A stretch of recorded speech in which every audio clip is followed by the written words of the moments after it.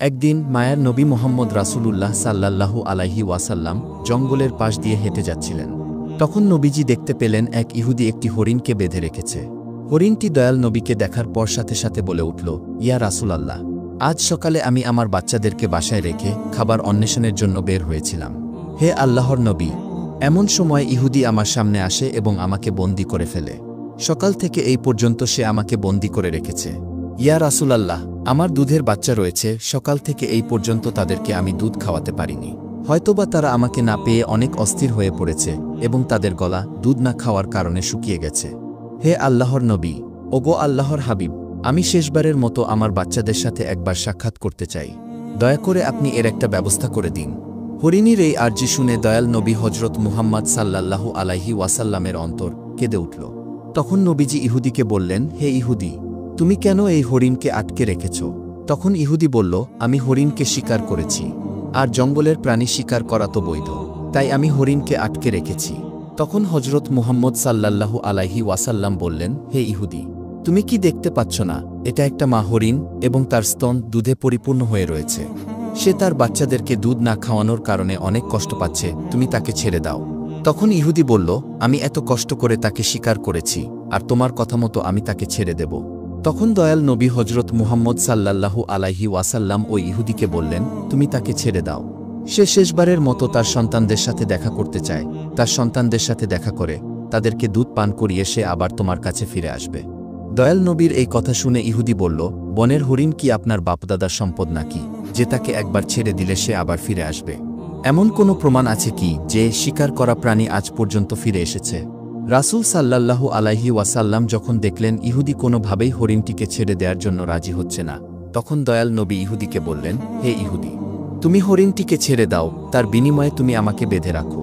হরিণটি যদি না আসে তাহলে তুমি আমাকে সারা জীবন বেঁধে রাখবে। তখন ইহুদি বলল, তাহলে এই কথাই রইল, আমি হরিণটিকে ছেড়ে দিচ্ছি, বিনিময়ে তোমাকে বেঁধে রাখছি। হরিণ যদি ফিরে না আসে তাহলে তোমাকে সারা জীবন মুক্তি দান করব না। অতঃপর ইহুদি হরিণটিকে ছেড়ে দিল এবং দয়ার নবী রাসূল সাল্লাল্লাহু আলাইহি ওয়াসাল্লামকে বেঁধে রাখল। অতঃপর ছাড়া পেয়ে হরিণটি তাড়াহুড়া করে বনের মধ্যে চলে গেল। তখন ইহুদি মনে মনে ভাবতে লাগল, হরিণটি আর কোনোদিন ফিরে আসবে না, এই লোকটাকে আমি সারা জীবন বেঁধে রাখব। এর চেয়ে বোকা মানুষ এই পৃথিবীতে আর কেউ নেই। একটা বনের হরিণের জন্য সে নিজের জীবনকে বিপদে ফেলল। অন্যদিকে বনের হরিণটি দৌড়াতে দৌড়াতে তার সন্তানদের কাছে এসে পৌঁছাল। তখন তার সন্তানেরা তাকে জিজ্ঞাসা করল, আম্মাজান, আজ সকাল থেকে আপনি কোথায় ছিলেন?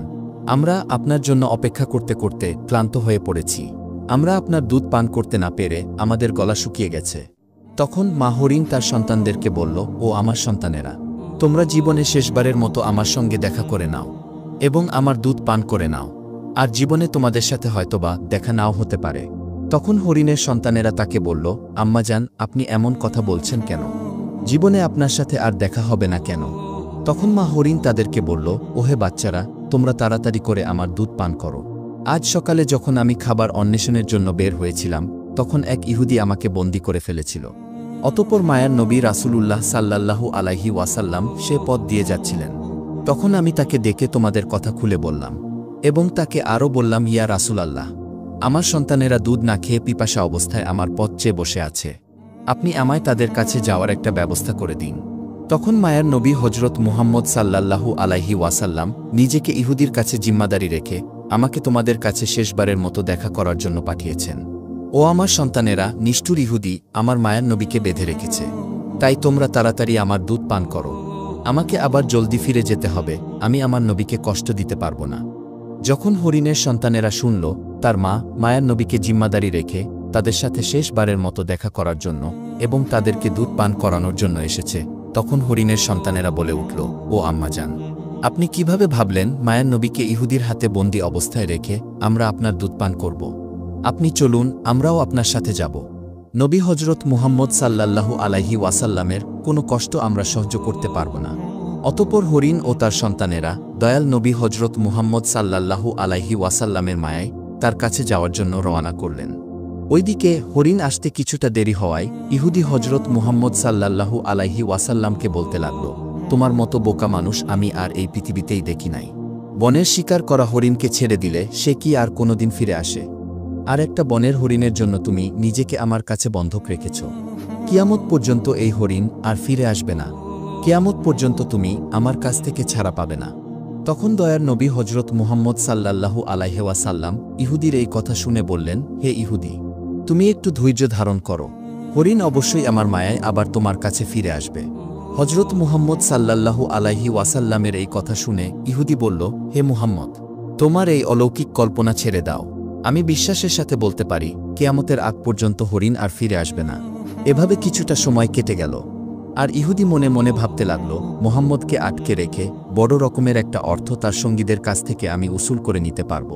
এভাবে আরও কিছু সময় অতিবাহিত হওয়ার পর ইহুদি দেখল শুধু বনের হরিণ নয়, বনের হরিণের সাথে তার সন্তানেরাও ফিরে এসেছে।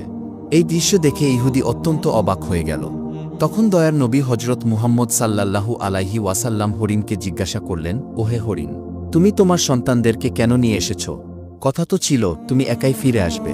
তখন মা হরিণ বলল, ইয়া রাসূলাল্লাহ, আমি যখন আমার সন্তানদের কাছে ফিরে গিয়ে বললাম, মায়ার নবী হজরত মুহাম্মদ সাল্লাল্লাহু আলাইহি ওয়াসাল্লামকে বন্দী রেখে, জিম্মাদারি রেখে ইহুদি আমাকে তোমাদের কাছে জীবনের শেষবারের মতো দেখা করার জন্য পাঠিয়েছে এবং জীবনে শেষবারের মতো দুধ পান করার জন্য পাঠিয়েছে।